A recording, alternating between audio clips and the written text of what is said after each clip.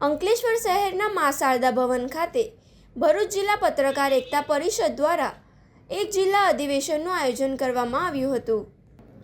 આ પ્રસંગે પત્રકારોના હિત અને સુરક્ષાને ધ્યાને રાખીને એક મહત્વપૂર્ણ લોકકલ્યાણકારી જાહેરાત સાથે વીમા પોલિસીનું વિતરણ કરવામાં આવ્યું હતું। આ અધિવેશનમાં રાજ્યના મંત્રી ઈશ્વરસિંહ પટેલ, પત્રકાર એકતા પરિષદના પ્રદેશ અધ્યક્ષ લાભુભાઈ કટોડિયા, નગરપાલિકા પ્રમુખ જિગ્નેશ અંડાડિયા, તાલુકા પ્રમુખ વિવેક ભરડીવાલા, અંકલેશ્વર એઆઈના મંત્રી નિલેશ પટેલ તેમજ ગુજરાત પ્રદેશ મહિલા પ્રમુખ સમીમ પટેલ ખાસ ઉપસ્થિત રહ્યા હતા। આ ઉપરાંત ભરૂચ જિલ્લા સહિત સમગ્ર ગુજરાતમાંથી સંગઠનના અસંખ્ય હોદ્દેદારો અને પત્રકાર મિત્રોએ હાજરી આપી કાર્યક્રમને સફળ બનાવ્યો હતો। પત્રકારો વારંવાર જોખમી પરિસ્થિતિઓમાં ફરજ બજાવતા હોય છે, ત્યારે તેમની સામાજિક સુરક્ષા સુનિશ્ચિત કરવાના ભાગરૂપે આ વર્ષે ચિંતા અને ચિંતનના વર્ષ તરીકે મનાવવામાં આવી રહ્યું છે। કાર્યક્રમ દરમિયાન ભરૂચ જિલ્લાના 120 પત્રકારોને ₹10 લાખના વીમાની અકસ્માત વીમા પોલિસી એનાયત કરવામાં આવી હતી। આ પોલિસી કુલ 7 પ્રકારના વિશેષ ફાયદાઓથી સજ્જ છે, જે પત્રકારો અને તેમના પરિવારને આર્થિક સુરક્ષા પ્રદાન કરશે। ભરૂચ જિલ્લાથી શરૂ થયેલી આ કામગીરી આગામી દિવસોમાં સમગ્ર રાજ્યમાં વિસ્તૃત કરવામાં આવશે।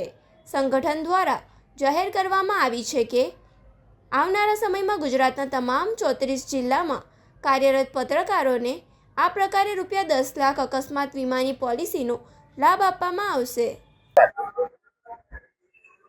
પત્રકાર એકતા પરિષદની આજે ભરૂચ જિલ્લાના પત્રકારોનું એક સંગઠિત સમાજ છે, આજે અહીંયા કાર્યક્રમ રાખવાનો હતો અંકલેશ્વર ખાતે।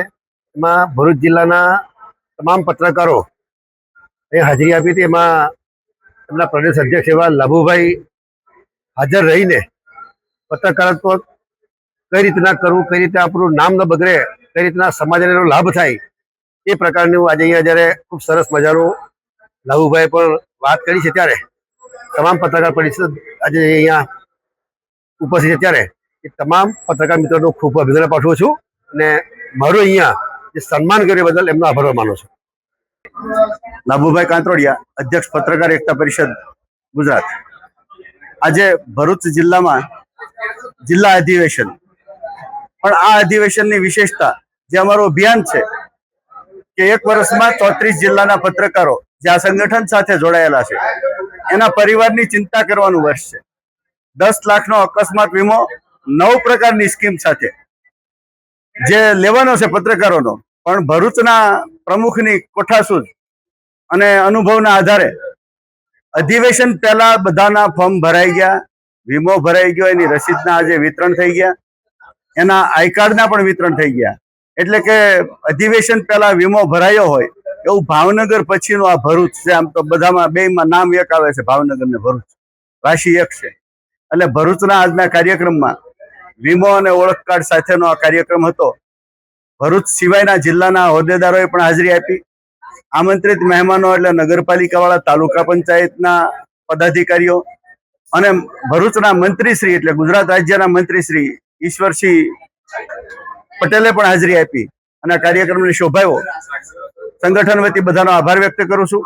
ભરૂચ જિલ્લાના તમામ તાલુકા અને જિલ્લાના હોદ્દેદારો આ કાર્યક્રમને સફળ બનાવવા માટે જેમણે જેમણે નાનું મોટું યોગદાન આપ્યું છે, એ દાતાઓ હોય, શ્રેષ્ઠી હોય, ઉદ્યોગપતિ હોય, તમામનો આભાર વ્યક્ત કરું છું।